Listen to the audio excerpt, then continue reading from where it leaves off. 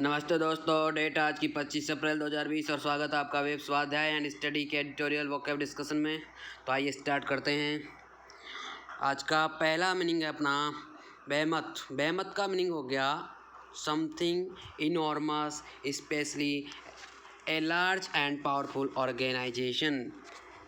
मतलब कुछ जो कि विशाल है, समथिंग जो इनॉर्मस का मतलब होता है विशाल। तो बेहमत का मतलब हो गया विशाल, कोई चीज़ है जो विशाल, समथिंग इसकी। और स्पेशली किसके केस में होता है? लार्ज और पावरफुल कोई ऑर्गेनाइजेशन होता है। जैसे अभी चल रहा है ये कोरोना के चक्कर में जमात, ये मरकज़ी वाला जमात है जो क्या है, एक बहुत बड़ा पावरफुल और लार्ज ऑर्गेनाइजेशन है। इसमें वर्ल्ड के लगभग सभी मुस्लिम कंट्रीज से ये लोग आते हैं यहाँ पे, और इसके पास काफ़ी फंडिंग भी आती है। तो एक पावरफुल ऑर्गेनाइजेशन हो गया ना। तो बेहमत, जैसे UN है, संयुक्त राष्ट्र संघ है, ये बेहमत है। अगर इसको याद करना चाहे तो इसको अपन एक बद्य वर्ष में तोड़ सकते हैं। बेहमत को बहुमत, बेहमत को बहुमत से कोरिलेट कर सकते हैं। जैसे जिसका चुनाव में बहुमत विशाल होता है, विशाल इसका अर्थ हो गया जिसका चुनाव में बहुमत विशाल होता है, उसी की सरकार बनती है या वही चुनाव जीतता है। तो सो होप आप बेहमत को, विशाल को आराम से याद कर सकते हैं कोरिलेट करके। और आगे चलते हैं। नेक्स्ट मीनिंग है अपना एम्बिशियस।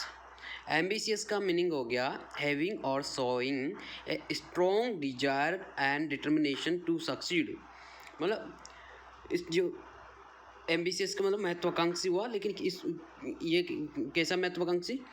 जो हैविंग और शोइंग, जिसके अंदर है क्या? स्ट्रॉन्ग डिजायर, बहुत शक्तिशाली, स्ट्रॉन्ग उसकी इच्छा शक्ति है, और डिटर्मिनेशन और दृढ़ प्रतिज्ञा वो किसके प्रति? सक्सीड, मतलब सफलता के प्रति।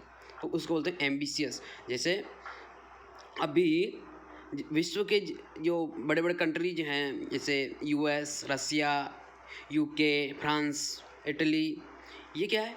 बहुत बड़े महत्वाकांक्षी देश बनते जा रहे हैं। क्यों? कोरोना को हराने के लिए, वैक्सीन बनाने के लिए। अभी वही साइंटिस्ट लोग हैं अपने इंडिया के, चाइना के, तो वो क्या है? एम्बिशियस हैं अभी किसके प्रति? कोरोना की वैक्सीन बनाने के प्रति। तो इसको एम्बिशियस, तो इसको याद करना चाहो, कोरिलेट करना चाहो, तो एम को मतलब लक्ष्य, बी यानी होना, सीएस सीरियस, एम के प्रति सीरियस होना, एम्बिशियस महत्वाकांक्षी।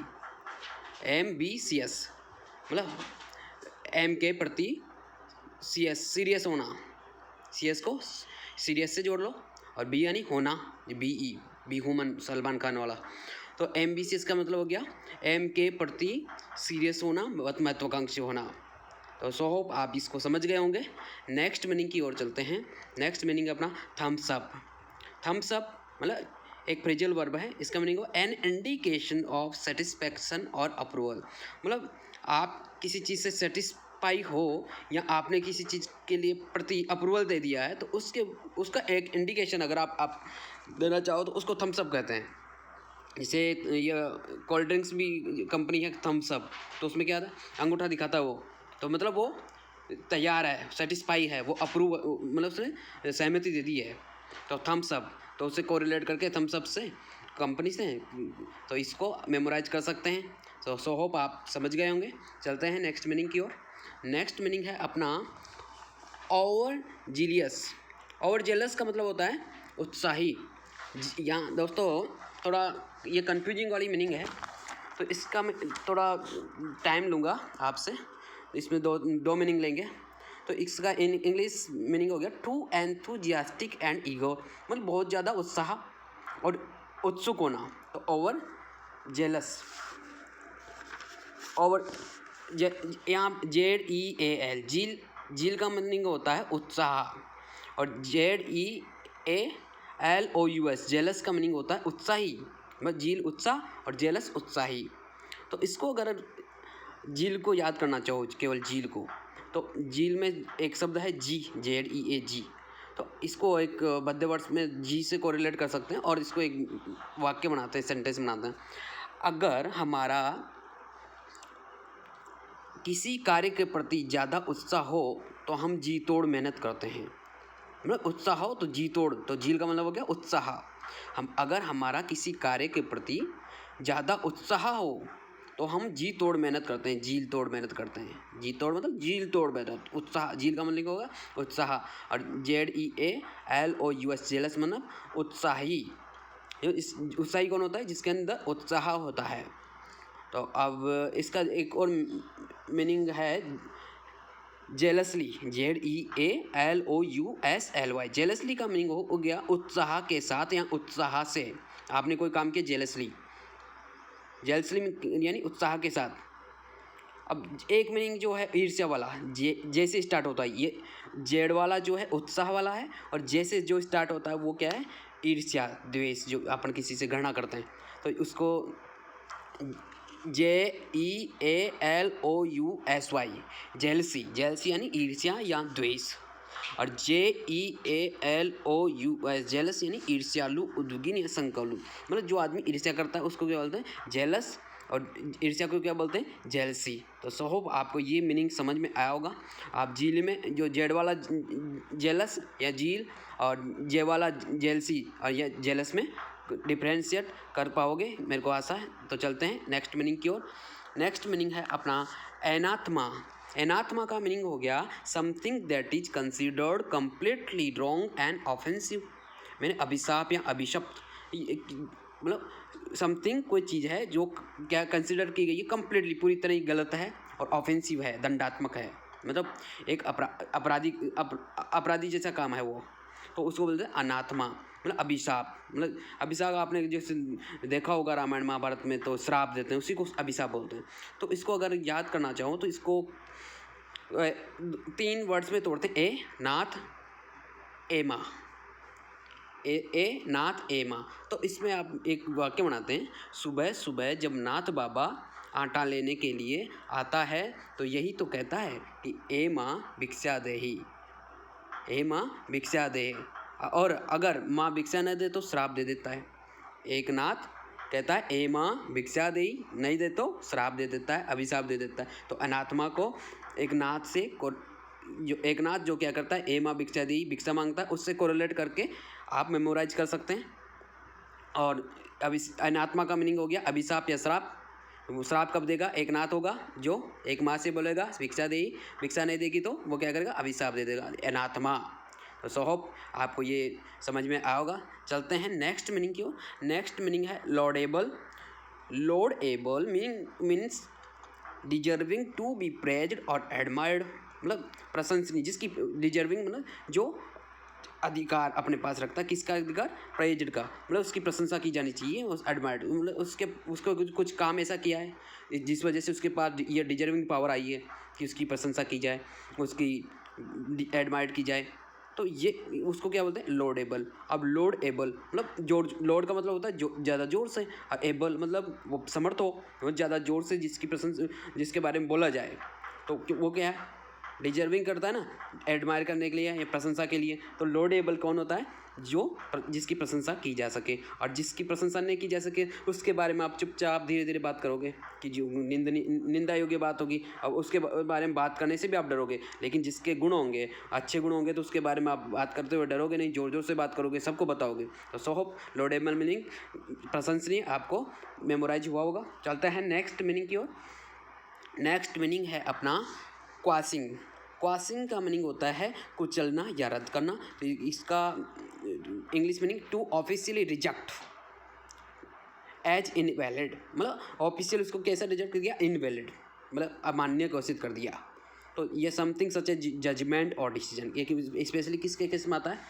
जजमेंट और डिसीजन। ये जो कोर्ट के जो जज होते हैं वो जजमेंट देते हैं, निर्णय सुनाते हैं, उस या जजमेंट और डिसीजन एक ही है, निर्णय सुनाते हैं, उसको अमान्य घोषित कर देना। जैसे कोई केस चलता है, कोर्ट ने उसको अमान्य घोषित कर दिया, इनवैलिड घोषित कर दिया, तो उसको बोलते हैं क्वासिंग। और ये जो मीनिंग है क्वास से निकला है, QUASH। क्वास का मीनिंग होता है कुचलना या रद्द करना, और क्वासिंग इसका ING लगा हुआ है वर्ब के अंदर।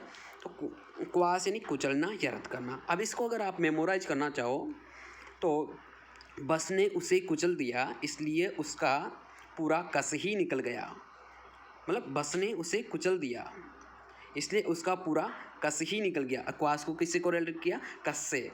मतलब कुचल देना मतलब कस कर देना, कस कर देना मतलब क्वास होना। तो क्वास यानी कुचलना या अमान्य घोषित करना या रद्द करना। तो सो होप आप समझ गए होंगे। नेक्स्ट मीनिंग की ओर चलते हैं। नेक्स्ट मीनिंग है एब्सेंटिज्म। एब्सेंटिज्म क्या है? The practice of regularly staying away from work और स्कूल विदाउट गुड रीजन, मतलब कार्य से अनुपस्थित होना, मतलब बिना किसी रीजन के आप कार्यस्थल से या आपकी स्कूल से अनुपस्थित हो रहे हो, एब्सेंट हो रहे हो, तो उसको बोलते हैं एब्सेंट होने की जो प्रक्रिया क्रिया है, एक्शन है आपका, उसको बोलते हैं एब्सेंटिज्म, मतलब एब्सेंट होना, अनुपस्थित होना। तो सो होप ये तो एब्सेंट आप सब लोग जानते हैं। तो एब्सेंटिज्म को एब्सेंट से कोरिलेट करके इसको मेमोराइज कर सकते हैं आराम से। आगे चलते हैं।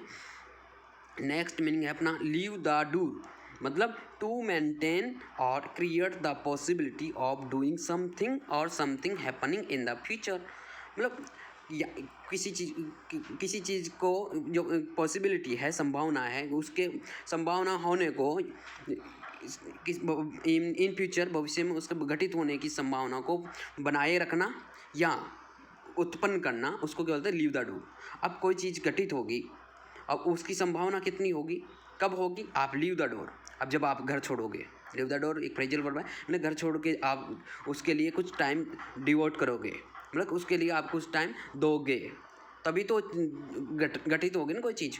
जैसे आप एग्ज़ाम फाइट कर रहे हो, एग्ज़ाम के लिए आपको घर छोड़ना पड़ेगा। घर छोड़ने का मतलब ये नहीं कि आप घर से बाहर निकल जाओगे, मतलब घर के कामों से मन को हटाकर स्टडी में मन को लगाना पड़ेगा। तो वही है लीव द डोर का मतलब। तो लीव द डोर मतलब किसी चीज़ के घटित होने की संभावना को बरकरार रखना या उसको जनरेट करना, क्रिएट करना। तो सो होप आप समझ गए होंगे। आगे चलते हैं। अपना नेक्स्ट मीनिंग है अजार। अजार का मीनिंग हो गया स्लाइटली ओपन, यानी आधा खुला हुआ। जैसे कोई गेट होता है, जो डोर होता है, दरवाज़ा, तो आधा खुला होता है ना थोड़ा सा, तो उसको बोलते हैं अजार। और इसको अगर आप याद करना चाहो तो अजर हिंदी का जो शब्द है अजर, अजर का मतलब होता है जो बुढ़ा ना हो, मतलब जिसमें जर ना आए, बुढ़ापा ना आए। तो अजर कौन होगा? एक जार अध खुला होने पर अजर होता है, मतलब एक जार है जो आधा खुला है तो वो अजर रहता है। एक जार आधा खुला होने पर अजर रहता है। आधा खुला होगा तो अजर कैसे रहेगा? क्योंकि इसमें से आराम से पूरी जितनी आवश्यक होगी अंदर ऑक्सीजन, बाहर की ऑक्सीजन से मिलती रहेगी। लेकिन पूरा खुल जाएगा तो उसमें कुछ अनवांटेड चीज़ें भी जा सकती हैं। इसको कोरिलेट कर सकते हैं इसे। एक जार आधा खुला होने पर अजर रहता है, यानी अमर रहता है, यानी बूढ़ा नहीं होता है। तो सो होप आप इसको समझ गए होंगे। नेक्स्ट मीनिंग की ओर चलते हैं। नेक्स्ट मीनिंग है ऑबिटर डिक्टा। ऑबिटर डिक्टा का मीनिंग है रिमार्क्स ऑफ ए जज which are not necessary to reaching a decision but are made as comments, illustrations और थॉट्स। मतलब क्या है ऑबिटर डिक्टा? क्या है? रिमार्क है, किसका है? जज का। विच आर नॉट, जो कि ज़्यादा आवश्यक नहीं है, not necessary to reaching a decision, यानी आप जजमेंट तक जाने के लिए वो जज को ये जो ऑबिटर डिक्टा है जरूरी नहीं है कि वो जरूरी ऑबिटर डिक्टा को यानी ध्यान में लाए। तो बट क्या करते हैं ये? But are made as comments, ये as comments, as illustration. Comment का मतलब आप जानती हैं, उसके ऊपर कमेंट कर दिया, यानी कुछ कथन लिख दिया छोटा सा। या इलस्ट्रेशंस का मतलब चित्रण, उसके बारे में समझाना। और थॉट्स, उसके बारे में कुछ विचार लिखना। तो ऑबिटर डिक्टा का मीनिंग जज के द्वारा कुछ जो रिमार्क किया गया है लेकिन जो इतना इम्पोर्टेंट नहीं है, तो वो क्या कहलाता है? ऑबिटर डिक्टा। तो इसको अगर आप याद रखना चाहो तो ये दो वर्डों में तोड़ना पड़ेगा इसको, ऑबिटर और डिक्टा। तो ऑबिटर का मतलब होता है बीच में या बात के अलावा, और बात के अलावा। अगर आप कोई बात कर रहे हो तो उस बात के अलावा कुछ चीज़ आ रही है बीच में, तो उसको डिटेक्ट कर लेते हो ना। जैसे जज ने केस की सुनवाई की, बीच में कुछ छोटी सी चीज़ आई तो उसने क्या किया? बीच में उसको लिया, तो ऑबिटर यानी बीच में। और डिक्टा का मतलब होता है उक्ति या लेख। तो जैसे डिक्टा यानी उक्ति होगी, और डिक्टेटेड यानी परिभाषित, या डिक्टेट का मतलब होता है DICTATE, हुक्म देना या लिखवाना। डिक्टेट करते हैं, डिक्टेट कर भाई इसको डिक्टेट कर लो। और यहाँ पे एक डिक्टेटरशिप होती है, तानाशाही। तो डिक्टेटर कौन होता है? तानाशाह होता है। जैसे किम जोंग एक डिक्टेटर है, तो वो क्या करता है? डिक्टेट करता है। किसको करता है? अपने ऑफिशियल्स को हुक्म देता है, डिक्टेट करता है। और डिक्टेशन का मतलब होता है श्रुत लेख, यानी आप एक कुछ लेखन लिख रहे हो तो उसको बोलते हैं डिक्टेशन। जैसे कभी कभी कोई ऑफिसर होता है तो उसके अंडर में जो कलर करवाता है उसको डिक्टेट करवाता रहता है कि अच्छा इस नोट शीट में ये लिखो, नहीं अभी सेकंड पैरा में ये लिखो, थर्ड पैरा में ये लिखो, तो डिक्टेशन करवाता रहता है। जैसे ये कलर टाइप के लोग रहते हैं तो यही डिक्टेट करते रहते हैं। तो सो होप ऑबिटर डिक्टा को आप समझ गए होंगे। तो चलते हैं नेक्स्ट मीनिंग की ओर। नेक्स्ट है ट्रिकल डाउन। ट्रिकल डाउन का मीनिंग हो गया the theory that the poorest in society gradually benefit as a result of increasing wealth of the richest. Trickle down एक थ्योरी है जो क्या कहती है कि जो पुअरेस्ट एंड गरीब से गरीब जो लोग हैं समाज के, वो धीरे धीरे लाभान्वित होते हैं। किससे? जैसे ये जो ये धनी लोग हैं, वेल्दी लोग हैं, तो उनकी जो वेल्थ बढ़ती है ना पैसे वालों की, यानी उनका धन बढ़ता है, तो जो गरीब जो तबका है वो भी धीरे धीरे लाभान्वित होता है। तो इसको बोलते हैं ट्रिकल डाउन। अब इसको कैसे याद रखोगे? ट्रिकल का मीनिंग हो गया धीरे धीरे या बूंद बूंद कर जाना, यानी टपकना, रिसना। मतलब इनकी जो वेल्थ बढ़ेगी ना, जो यानी इनका धन बढ़ेगा, जैसे अंबानी का है, टाटा का है, तो इन ज़्यादा धन बढ़ जाएगा तो ये रिसने लगेगा तो क्या ये गरीबों तक पहुंचेगा। तो ये धीरे धीरे टपकेगा, बूंद बूंद बाहर निकलेगा, तो ये गरीबों तक पहुंच पाएगा। तो इस तरह ट्रिकल डाउन को आप याद कर सकते हैं। डाउन का मतलब तो नीचे होता ही है, ट्रिकल का मतलब बूंद बूंद रिसना या टपकना, बहना। तो सो होप आप इसको समझ गए होंगे। आगे की ओर चल, अब आज की डिस्कशन में बस इतना ही है। अगर आपको आज की डिस्कशन अच्छी लगी हो तो आप इस चैनल को सब्सक्राइब करें और लाइक करें और शेयर करें। तो